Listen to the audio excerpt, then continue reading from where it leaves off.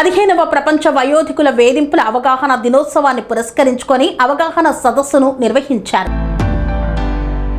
15వ ప్రపంచ వయోధికుల వేధింపుల అవగాహన దినోత్సవాన్ని పురస్కరించుకొని Telangana all senior citizens association ఆధ్వర్యంలో తార్నాకలోని మర్రి కృష్ణారెడ్డి ఫంక్షన్ హాల్లో అవగాహన సమావేశం నిర్వహించారు. ఈ కార్యక్రమానికి ఎమ్మెల్సీ ప్రొఫెసర్ కోదండరాం ముఖ్య అతిథిగా హాజరై మాట్లాడారు. వృద్ధులపై జరుగుతున్న అన్యాయాలు, హింస, వివక్షతను అరికట్టేందుకు సమాజంలో మరింత అవగాహన అవసరమన్నారు. వృద్ధుల హక్కులను పరిరక్షిస్తూ వారు గౌరవంగా, భద్రతతో జీవించేలా ప్రభుత్వం ప్రత్యేక చర్యలు తీసుకోవాలని సూచించారు. వృద్ధులను వేధింపులకు గురి చేస్తే చట్టం ఉన్నా కూడా అది కార్యరూపం దాల్చడంలో పోలీసులు, అధికారులు నిర్వీర్యం చేస్తున్నారని అసోసియేషన్ అధ్యక్షుడు నరసింహారావు, ప్రధాన కార్యదర్శి సత్యనారాయణ చౌదరిలు వాపోయారు. ఈ కార్యక్రమంలో పలువురు వృద్ధులు, సంఘ ప్రతినిధులు తదితరులు పాల్గొన్నారు. 15కు ఒక ప్రత్యేకత ఉంది. ఐక్యరాజ్య సమితి జూన్ 15న వరల్డ్ ఎల్డర్స్ అబ్యూస్ అవేర్నెస్ డేగా ప్రకటించింది. వరల్డ్ ఎల్డర్స్ అబ్యూస్ అవేర్నెస్ డేగా ప్రకటించింది.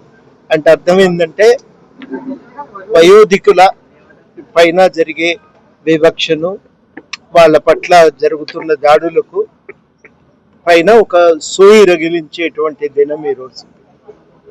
చాలా ఇవాళ ప్రపంచంలో వయోధికుల సంఖ్య పెరుగుతుంది.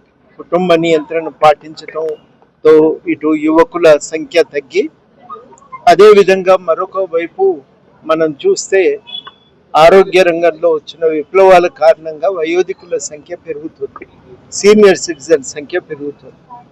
ఆ సీనియర్ సిటిజన్స్ పట్ల మరి ఇళ్లల్లో కానీ పలు చోట్ల వాళ్ళ పట్ల ఒక వివక్ష ఉంటుంది, వాళ్ళ పట్ల చిన్న చూపు ఉంటుంది. రకరకాల రూపాల్లో వారి పట్ల ఒక వివక్ష, దాడులు కొనసాగుతుంటాయి. ఈ దాడులను నివారించడానికి రకరకాల చర్యలు తీసుకోవాల్సిన అవసరాన్ని ఐక్యరాజ్య సమితి ఎత్తి చూపుతున్నది. మన దగ్గర 2007లో వాళ్ళ హక్కుల రక్షణ కోసం ఒక చట్టం వచ్చింది.